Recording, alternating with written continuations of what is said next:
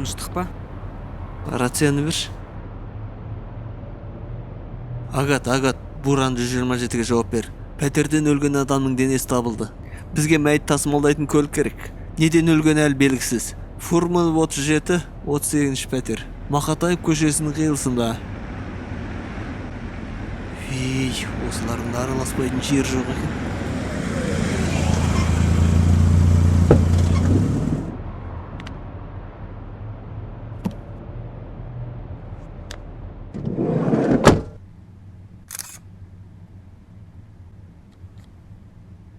Сегіз жетіге жауап бер.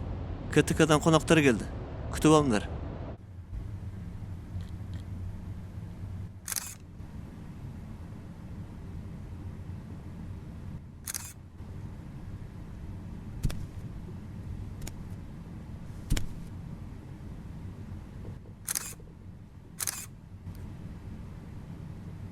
Көзі ашық, аузы ашық. Жас шамасы 21-22-лерде. Ұлты азиат. Екі аяғы бүгілген. Оң қолының алақаны ашық. Екі тізесі бүгілі. Қинап өлтірген белгілер көрінбейді.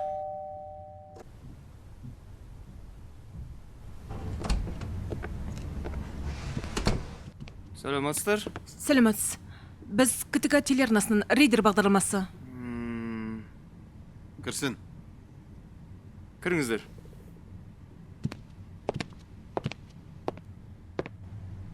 Сәлеметсіз. Осында болған кісі өліміне байланысты келіп едік. Сол іспен шұғылданып жатырмыз.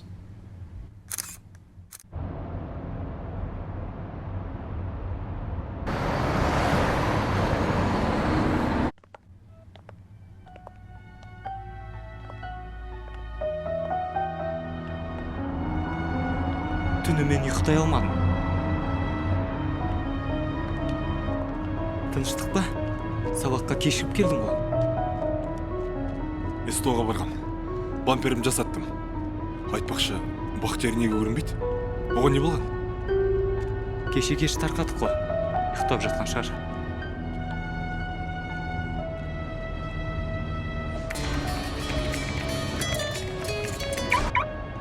Алло. Салта, қалайсың? Алло. Не болды саған? Салта. Неге жылайсың? Не Бақтияр? Өлді? Қалайша Салта? Алло, Салтанат. Не айтып тұрсың сен?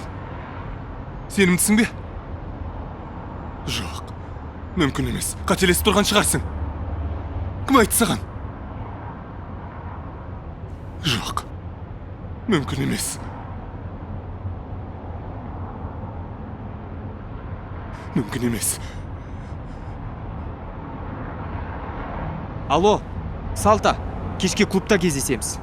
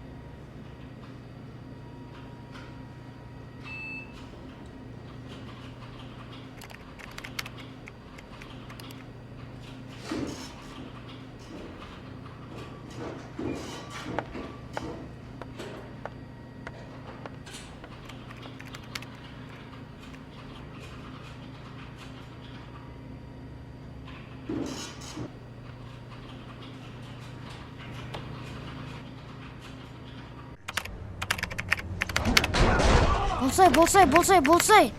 Жеңіп кет аны, жеңсейсің. Тезірек ойнасашы, жылдам қайда.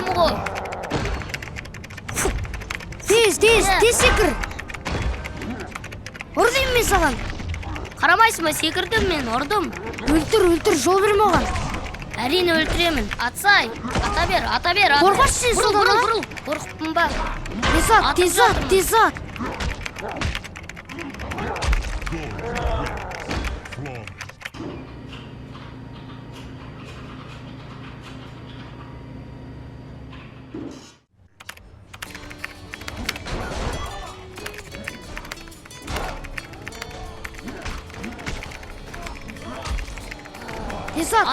Тез ат. Қарамайсың ба, секірдім мен, ұрдым.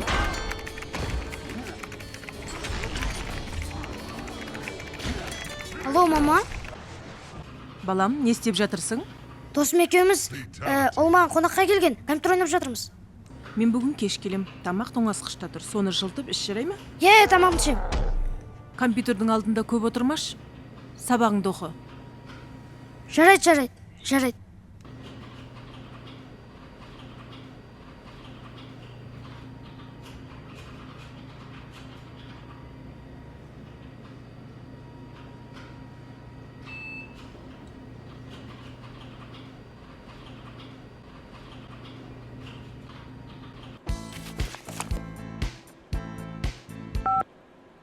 Алло, здравствуйте.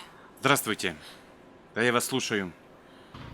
Это психолог? Да, я парапсихолог. Я звоню по поводу сына. Что случилось?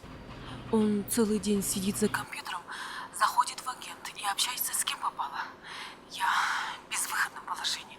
Как ему помочь? Подскажите, пожалуйста. Я думаю, лучше нам с вами встретиться. Подъезжайте ко мне. Я нахожусь по адресу Макатаева, 47, 311 кабинет. До скольки работаете? Можно после работы? Да, без проблем. Вы можете после работы. Я нахожусь до 8 вечера. Спасибо. Всего доброго, до встречи. Я жду вас.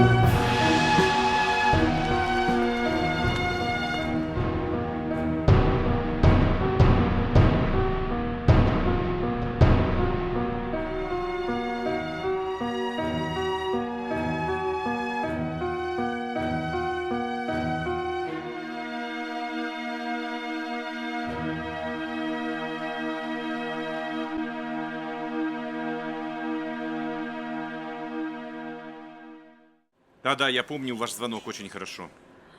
У сына проблема. С утра до вечера сидит за компьютером.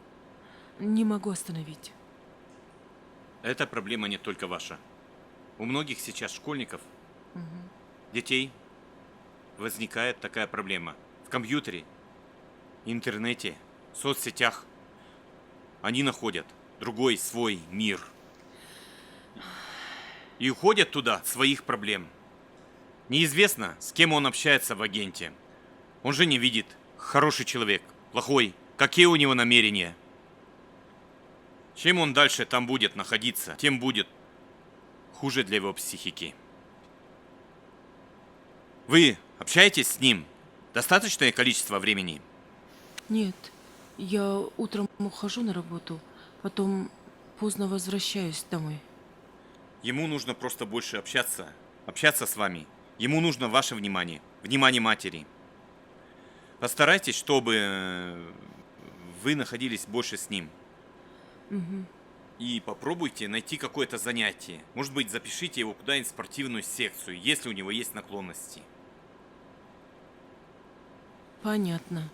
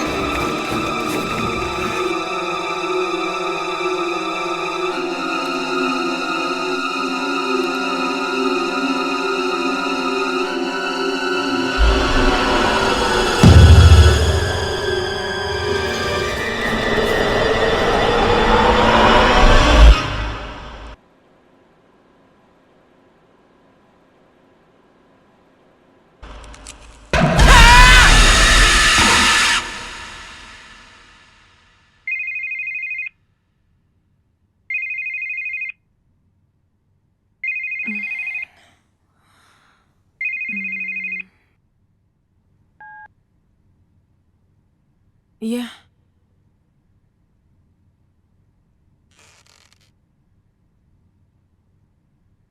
Қалай? Компьютерный клубта? Бақтиярның өліміне ұқсайды дейсің бе? Иә. Оператор сонда бола берсін. Мен өз машинамен барам. Иә. Жақсы.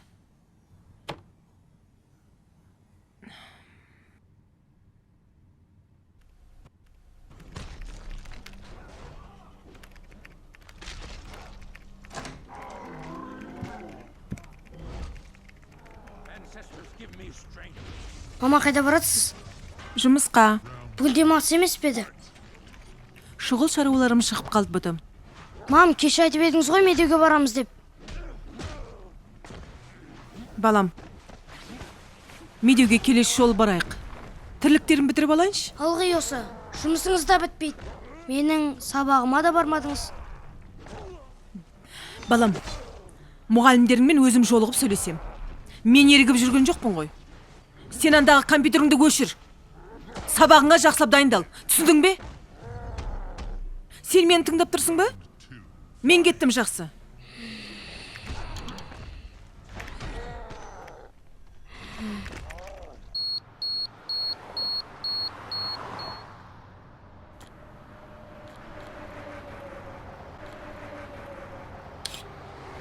Қайтыс болған жігіттің өліміне не себеп? Сол жайлы айтсаңыз. Кешегі жұмақ жағдайда қайтыс болған жігітпен бүгінгі жігіттің өлімі бір-біріне ұқсас. Өлген адамдардың бет-әлпетінен бір нәрседен қатты шошынғаны байқалады. Екі жігіт те компьютердің алдында отырғанда өлген. Екеуі де интернеттен бір қорқыныш нәрсе көруі мүмкін. Әзірше тергеу амалдары жүріп жатыр. Сот дәрігерлік сараптаманың қорытындысын күтіп отырмыз. Жақсы, рахмет.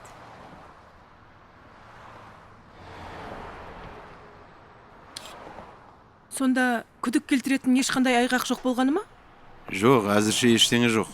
Бірақ оларды байланыстыратын бір нәрсе бар сияқты. Ол не? Бұлар интернет арқылы, агент арқылы. Маржан Кереева деген қызбен таныс болған. Кім? Маржан Кереева дейсіз бе? Иә. Қазір ол қыздың кім екенін анықтап жатырмыз. Маржан Кереева. Аха. Кешіріңіз. Жақсы аға, рахмет, сау болыңыз. Не қылдыңдар? Мына құжаттарды қарап жүрсіз бе? Дұрыс па бәрі? Иә, дұрыс. Сот дәрігерлік сараптаманың қорытындысы ертең дайын болады. Ертең? Иә, ертең. Енді тездетсеңдерші. Жақсы құп болады. Көп сөзіңдер.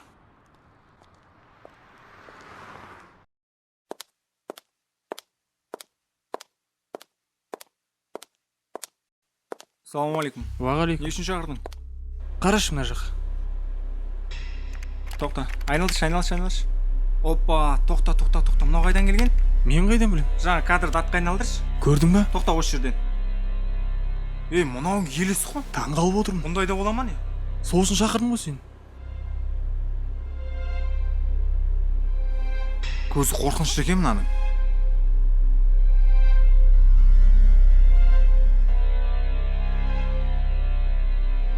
Қазір мен Динаны шақыра салайын.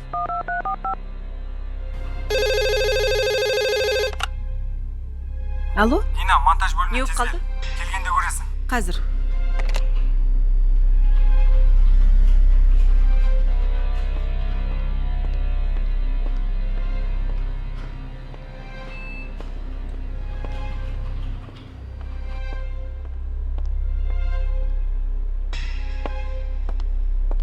Жай шақырдың ба? Қараңызшы мына жаққа. Кім бұл? Өзім де түсінбедім. Менімше елес секілді. Тоқта осы тұстан. Сен не фотомонтаж жасағансың ба? Жоқ, мен өзім де түсінбей тұрмын. Мен түсірген кезде бұндай ештеңе болған жоқ. Онда бұл қыздың бейнесі кадрда неғып жүр? Білмедім. Түрі қандай болған жоқ өзі.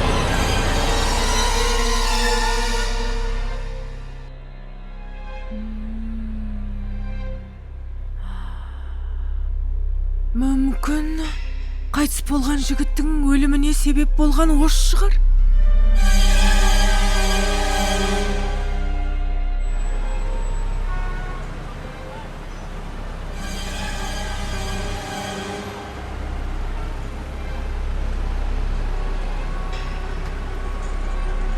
Маржан Кереева мен кім агент арқылы да соның бәрі шеттерінен өліп жатыр екен. Агентке кіріп қойдың ба не? Байқа, бүгін саған привидение келеді. Маржан Кереева мен агент арқылы дос емесің ба? Жоқ, қаладағы оқиғалардан кейін агентке көрдік.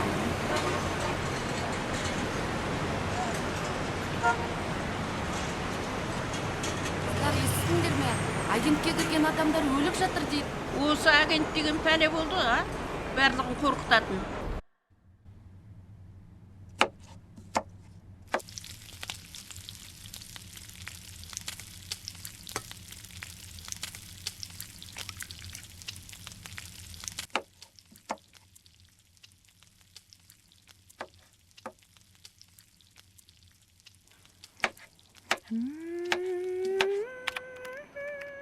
Балам, сабағың қалай? Жақсы мама. Апайға хабарласқаныңыз жақсы болды. Әйтпесе күнде менің мазамды алушы еді.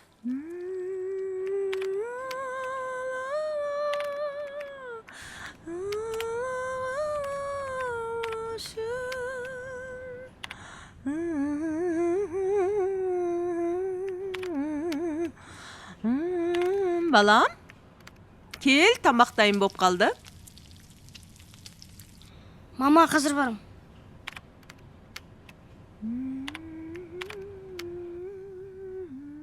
Болсаң іштес, кейін ойнайсың.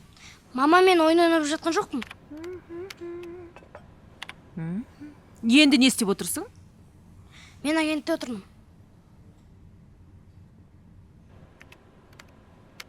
Агент? Агентте? Сен кім? Маржан Кереева? Сен бұнымен қалай байланысып отырсың? Айтшаның барыңда. Өшір мына компьютеріңді, өшір деймін. Мама, не болды сізге сонша ашуланып? Мен саған өшір дедім. Қалай байланысып жүрсің, айтшаның барында. Маған хат келді, көмектесіңдерші деген. Сен бар ғой, енді компьютерда, ойында агентке де кірмейсің. Сен үй ақмақ. Отыр, іш тамағыңды.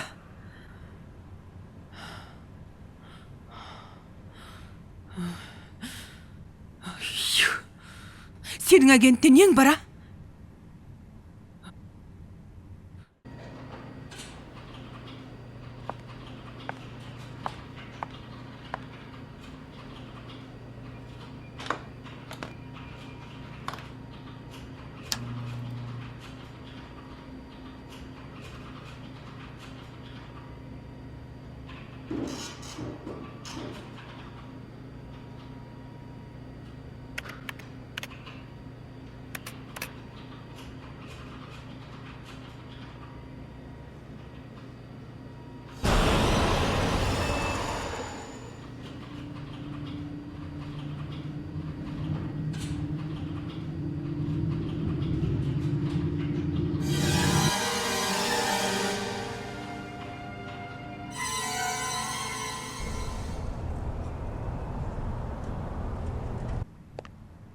Балалар, бүгінгі сыныпта кезекші кім? Апай, бүгін мен кезекші. Онда жақсы, сынып журналын алып келе ғой. Жарайды. Жақсы балалар, біз бүгін жаңа сабақты бастаймыз. Бүгінгі күнді жазайық.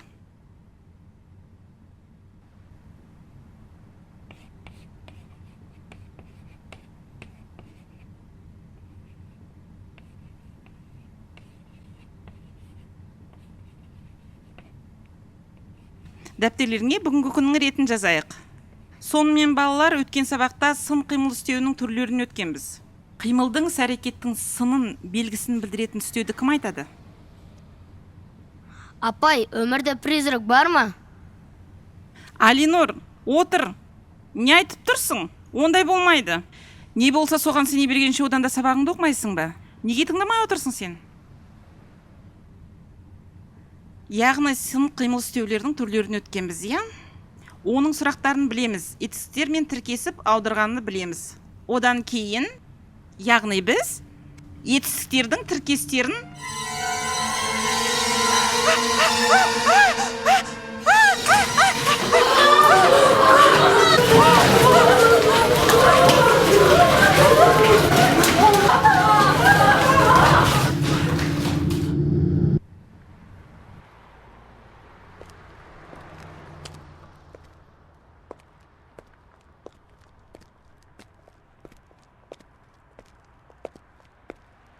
Әже, привидениялар не үшін келеді?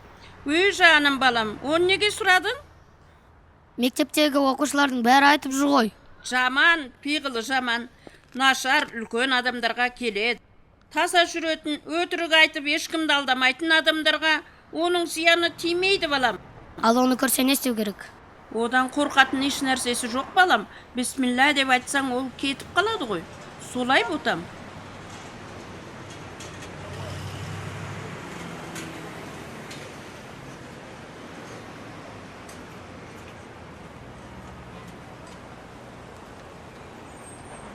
Алло, мама? Алло, Мам, сіз қайдасыз? жұмыста? Не болды? Мама, біздің мектепте привидение көрінді. Үйге баруға қорқам, мам. Онда мен келгенше көршінің үйінде отыра тұр, иә? Мама, мен көршінің үйіне барғым келмейді. Жарайды. Қазір Руслан ағаңа звондаймын. Сенің жаныңда отыра тұрсын. Мам, жарайды, тез келіңіз. Қорықпа, үйге бара бер. Мен тез келем.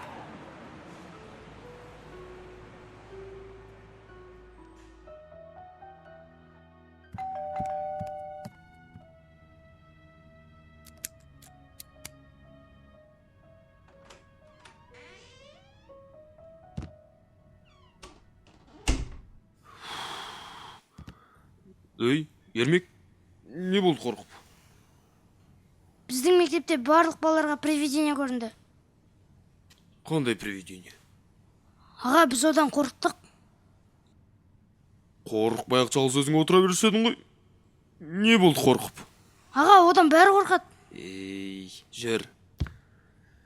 Одан да теледидар қос.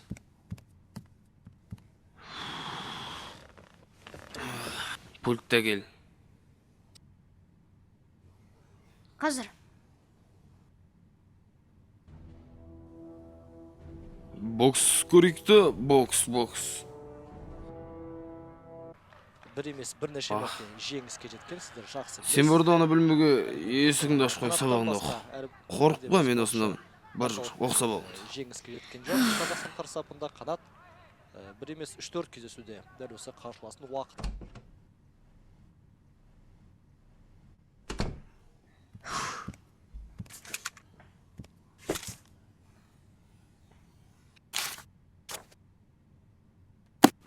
Әрине, тек жеңіс күтеді. Соңғы жекпе-жекте ресейлік Ивановқа қарсы өткен жекпе-жекте қанат Ислам ұпай санымен басым түсті, бірақ бұл жекпе-жекте де төрешілердің шешімі бойынша, менің ойымша әділетсіз шешімі бойынша қанат Исламның жеңісін тартып алды.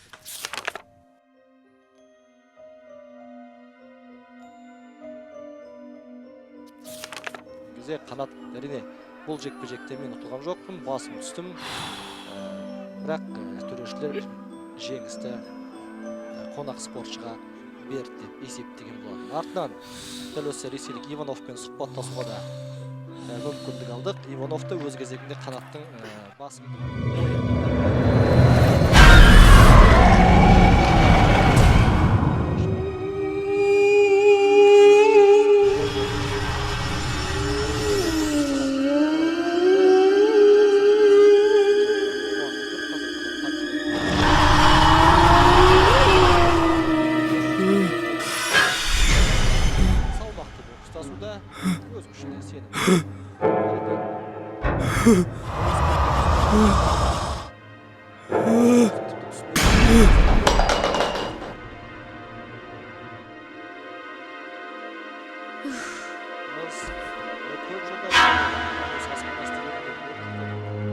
Қытайдың 11 күн чемпион атануы деген екінің бірінің қорытып келетін шығар.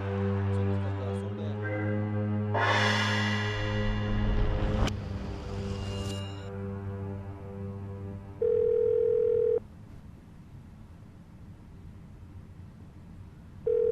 Алло? Алло? Мама, Ау, қайда жүрсіз? не болып қалды? Мама, ана біздің көрші ішіп алып, мас ұйықтап жатыр. Мен келе жатырмын. Мама, тезірек келіңізші, күтемін. Қорықпа балам, міне кеп қалдым.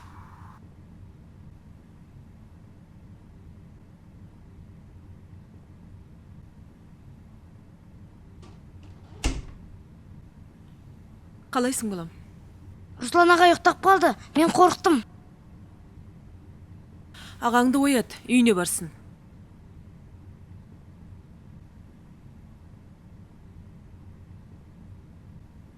Руслан аға, тұрыңыз. Руслан аға, мамам келді. Үйіңізге қайтыңыз, Руслан аға. Мама тұрмай жатыр. Балам, дұрыстап оятсаңшы. Аға, тұрыңыз. Аға, тұрсаңызшы.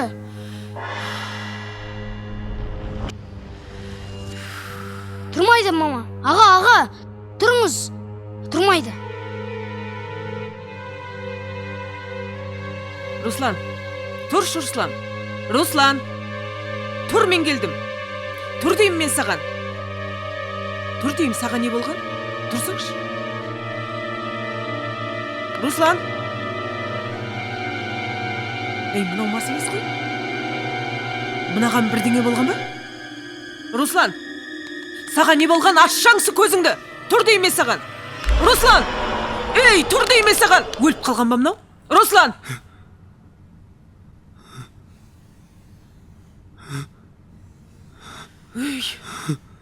Ой, Аллай. Тұрсаңшы, саған не болды?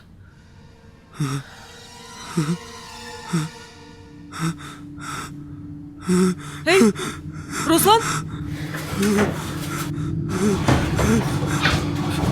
Руслан! Мама, не болған мынаған? Жынды ма? Жүр, балам. Мен саған тамақ берейін.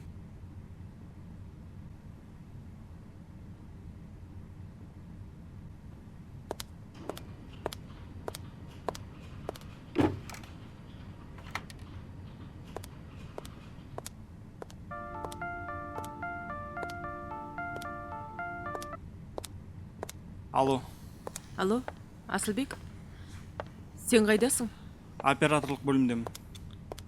Түсірілім кетіп баратырмын. Саған бір үлкен өтініш. Кеше компьютер клубына соғып, қайтыс болған жігіттің қасында қыз бен жігіт болып еді ғой. Аха. Солардың телефон нөмірлерін администратордан мүмкіншілік болса алып бере аласың ба? Жарайды. Рахмет. Жақсы.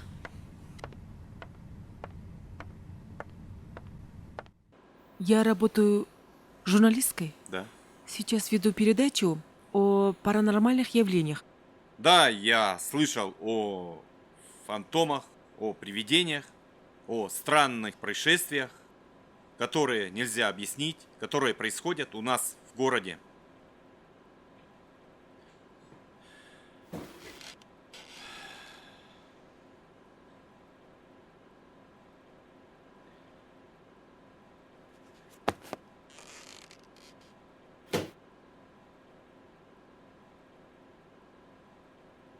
Вы знаете, когда появляется фантом, привидение, призрак, он просто так не появится. Я думаю, кто-то погиб насильственной смертью. Это называется непрекаянная душа. Я думаю, нужно провести обряд захоронения. Иначе вот эти трагедии могут продолжаться. Нужно найти причину. Иначе призрак появится. Обязательно. Иначе может быть хуже. Он не остановится.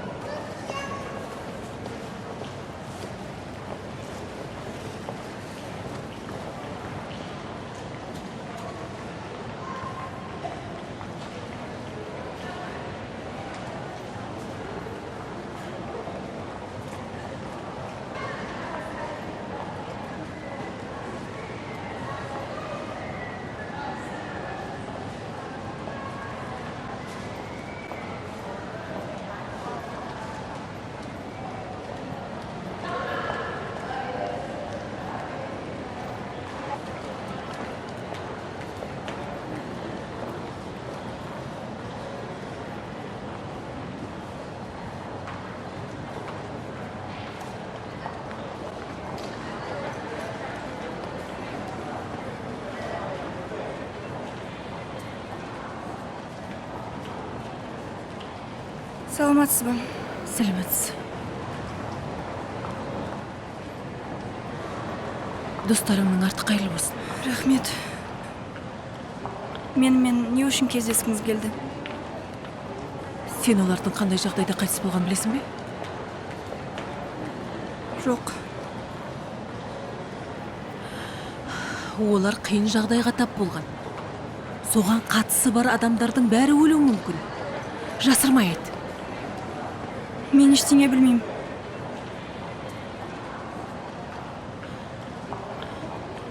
Сен олармен соңғы рет қашан кездестің? 2 күн бұрын кафеде бірге болғанбыз.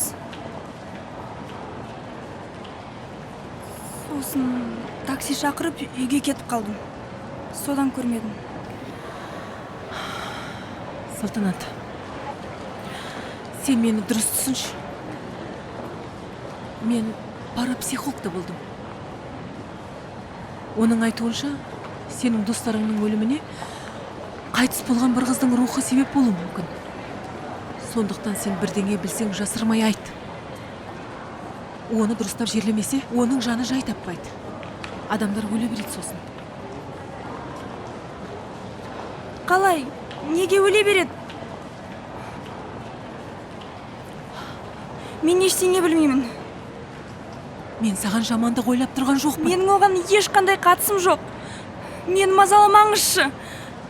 Сау болыңыз.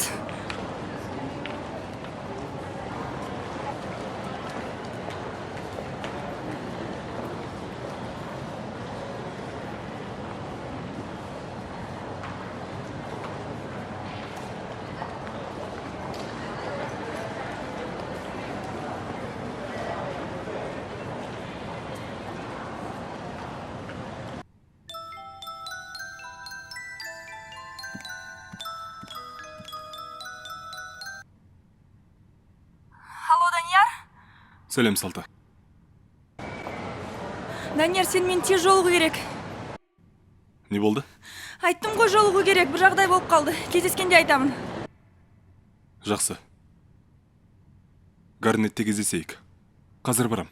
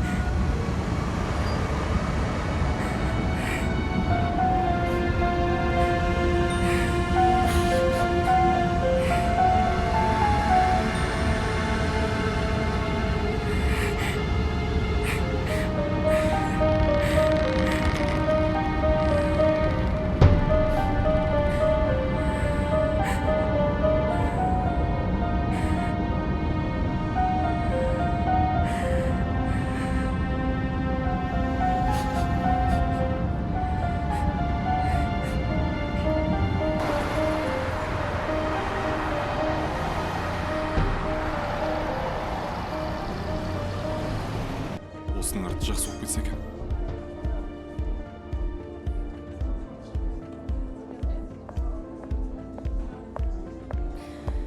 Сәлем. Қиын жағдай болды. Не істейміз? Не болды?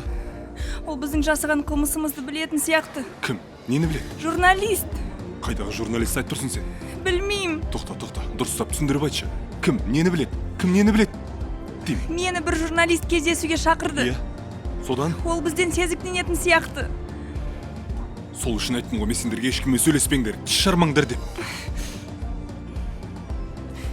Енді қайдан білет? Білмейм. Өлген қызы дұрыстап жерлемесек, оның жаны жай таппай бәрімізді өлтіреді дейді. Бәрімізді өлтіреді. Бәрімізді өлтіреді? Иә. Қалай өлтіруі мүмкін? Мен білмеймін. Енді не істесе болады? Бір нәрсе ойластыршы. Иә, қазір тұра тұршы.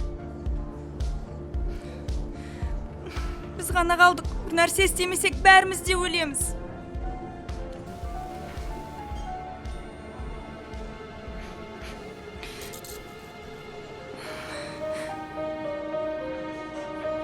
Әлгі жерге барып, қызды жерлейік. Иә. Жүр кеттік. Жарайды. Жүр кеттік.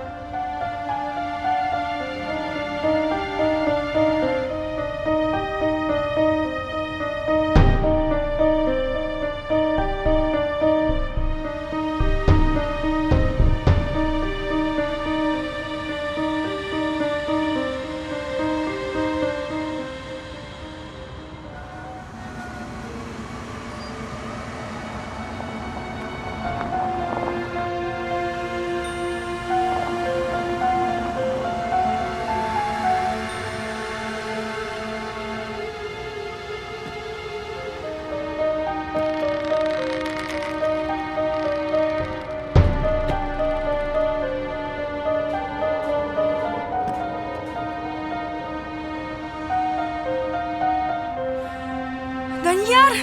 Не болды? Анау журналист қой. Менімен кездескен. Қайдағы журналист? Сол! Оны сен шақырып па едің? Жоқ, не істеймін Онда шақырып? не істеп жүр? Білмеймін.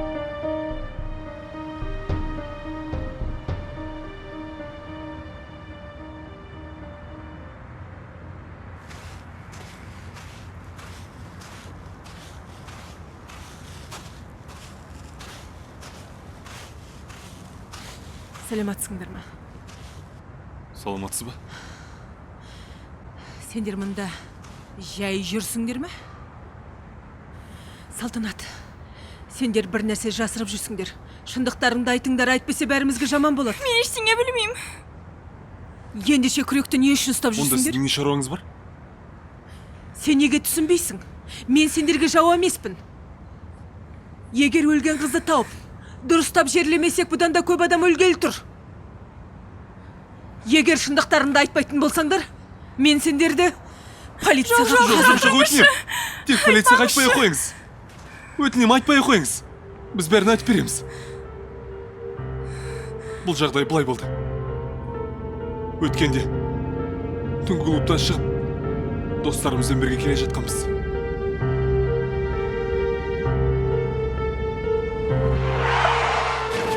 Абайсыздан бір әйел адамды қағып кеттік. Біз кінәлі емеспіз.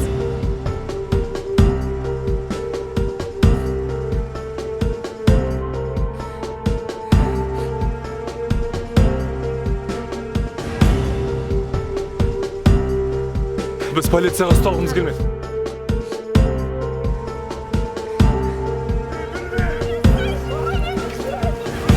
Біз не істерімізді білмедік, полицияға айта алмадық. Полиция білсе, адам өлтіргеніміз үшін соттайды ғой.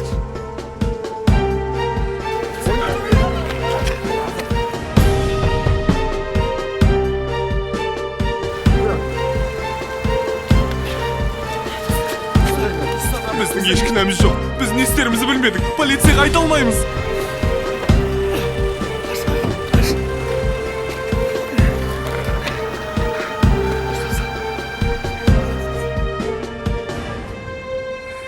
Полициядан қатты қорқып, оны осы жерге әкеліп тастадық. Біз оны өлтірге дедік қой. Біз бұлай істеуге мәжбүр болдық. Енді қанша адамның өлімін күтеміз? Одан да барып бәрін полицияның алдында ашық айтып, ойында барлық полицияға шындықты емес. айту керек. Бәрібір шындық ашылады. Қазір мәйітті тауып, жерлейік дұрыстап. Әйтпесе бәріміз осы жолда құрбан боламыз. Сен де түгел кетеміз. Түсінемісің осыны? Егер шындықты айтсақ не болатынын білесіз бе? Сендер қателік жасадыңдар. Біз кінәліміз, біз білмейміз. Біз қателестік. Біз қателестік. Бәлкім біздің қатеміз болған шығар. Бірақ біз сізден көмек сұраймыз. Біздің басқа амалымыз болмай тұр. Кешіріңізші бізді. Оны қайда тастадыңдар? Ана жақта. Қай жерге көрсет?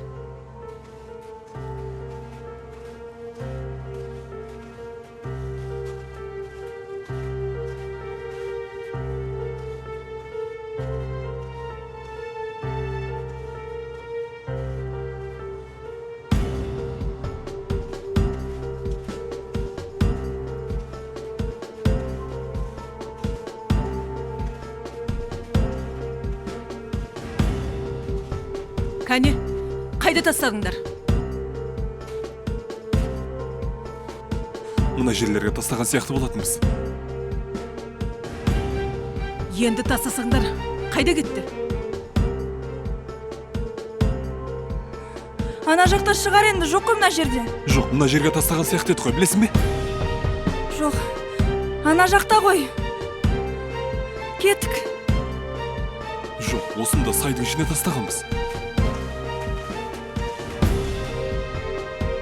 Болсаңдаршы, мүмкін қателесіп басқа жерге тастаған шығарсыңдар.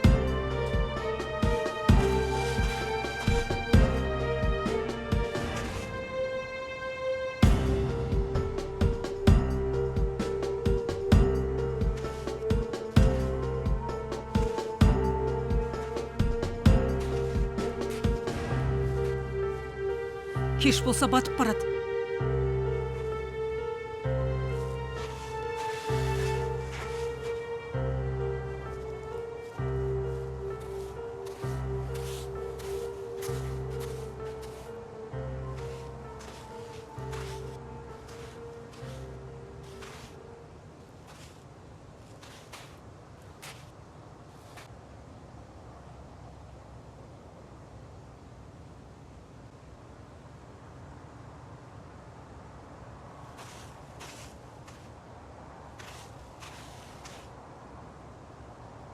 Салтанат! Салтанат! Ертең келеміз! Жүр! Жүр, кеттік! Кеш батып барады!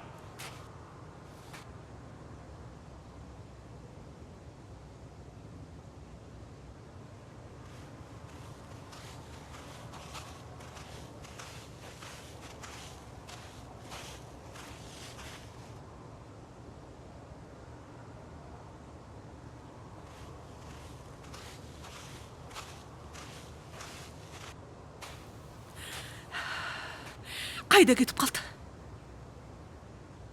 Ана жаққа барам деген. Қайтып келетін уақыт болды. Салтанат! Салтанат! Салтанат! Салтанат! Салтанат!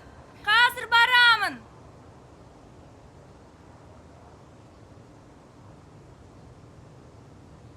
Салтанат!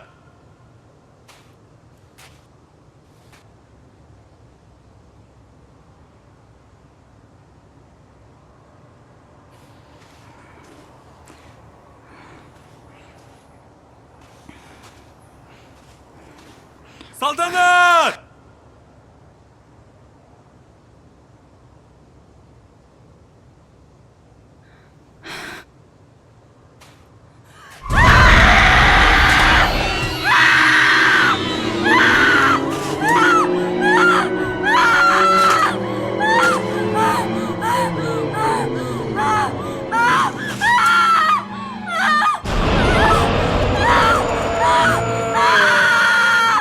Қайда кетіп қалды?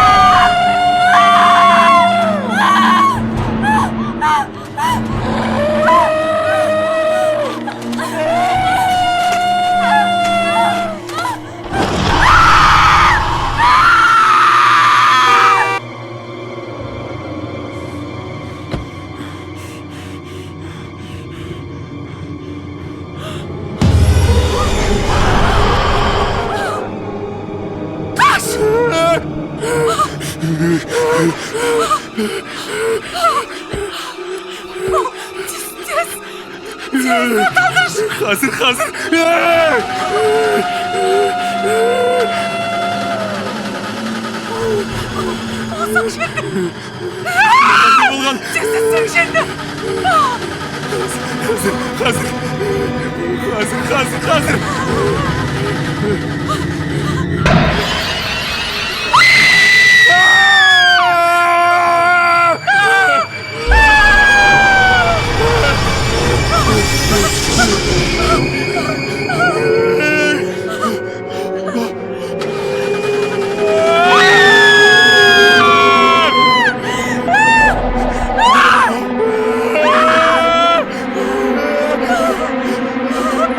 Tez!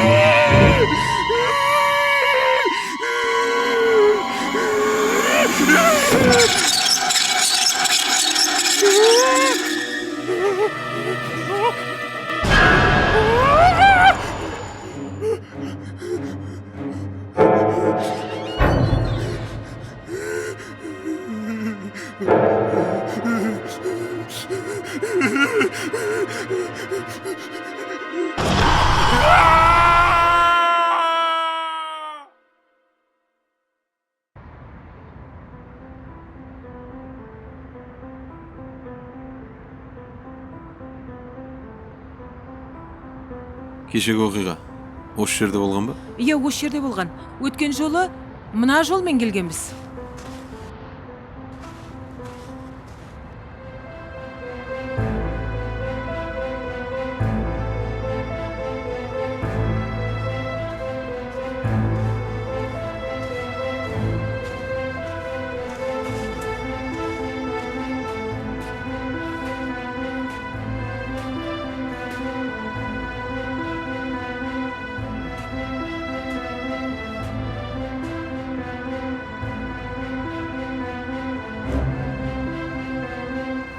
Өткен жолы мына жақта тастап кеттік деп көрсеткен. Қай жер? Бірақ біз бұл жерден таппадық.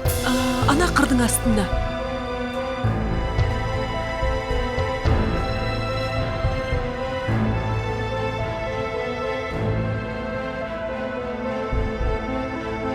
Тастаған ұмыт қалды ма, шатасты ма?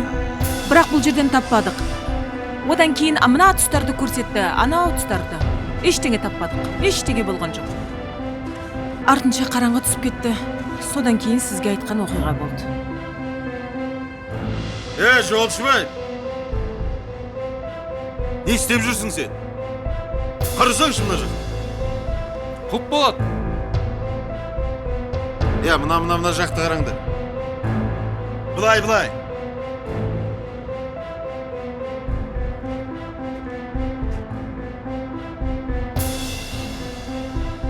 Майор Мырза! Бір май табылды, мұнда жатыр.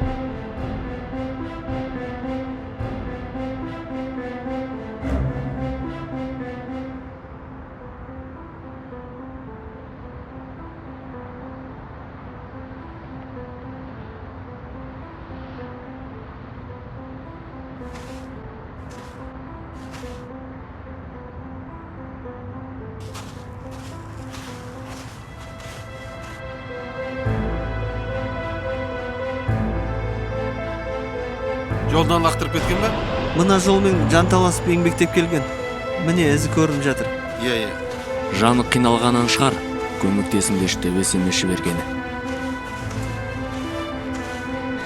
Тастаған кезде тірі болған ғой. Ой, имансыз оңбағандар. Көрдіңдер ма? Не істегендер?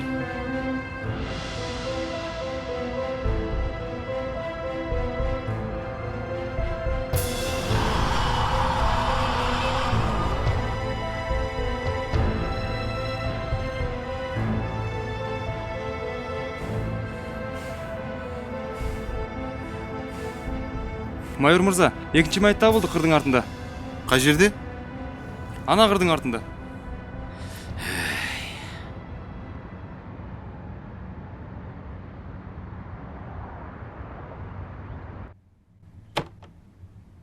Құқық қорғау қызметкерлерінің жүргізілген жұмыстар арқасында елесі қаланы кезіп жүрген Маржан Керееваның мәйіті табылды. Ол осыдан бірнеше күн бұрын жол апатына ұшырап, қайтыс болған екен. Енді Маржан Керееваның туыстары барлық рәсімдерін жасағаннан кейін марқұмның денесін жер қойнына тапсырады. Сонымен соңғы күндері қаланы дүр сілкіндіріп, бірнеше адамның өліміне себепші болған осы оқиғаға байланысты іс аяқталды.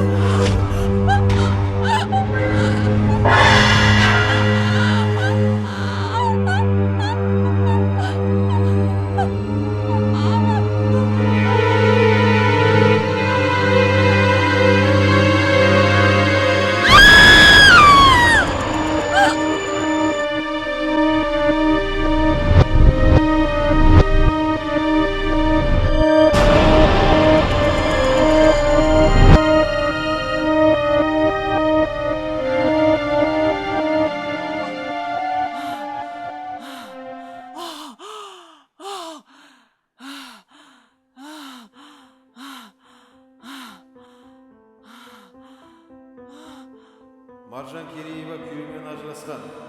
Алматыға 2 ай бұрын Қызылордадан келіпті. Қазіргі мекенжайы белгісіз.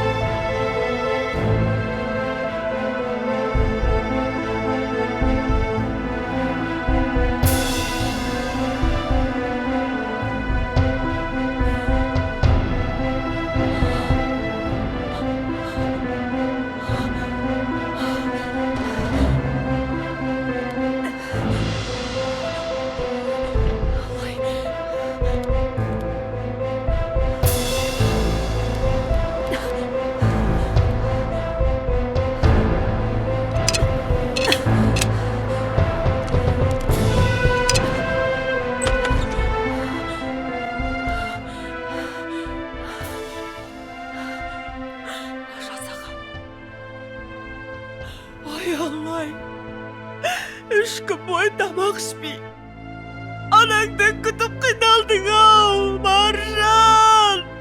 Кешірші, сенің жаның шай таппай жүргенін түсінбеппіз. Кішкентай бұта ханым, обалыңа қалдық қой. Маржан, кешір бізді, кешірегір. Жасаған, кешігіп қалдық, кешір.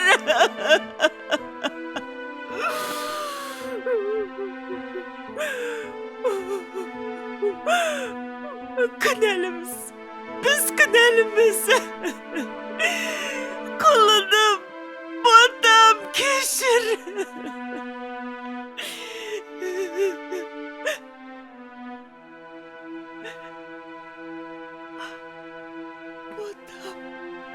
Жаратушы Алла! Балапаным, тірі екенсің ғой. Жарығым, қазір ботам.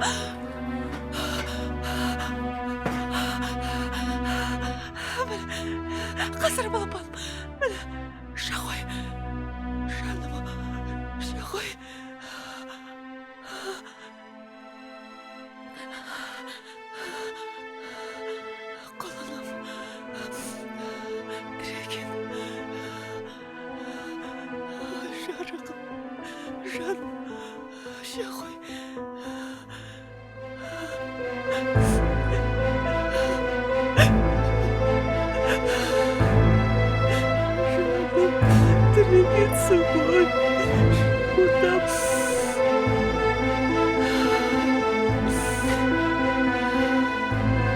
Біз саған анаңды жоқтатпаймыз, бәрі жақсы болады.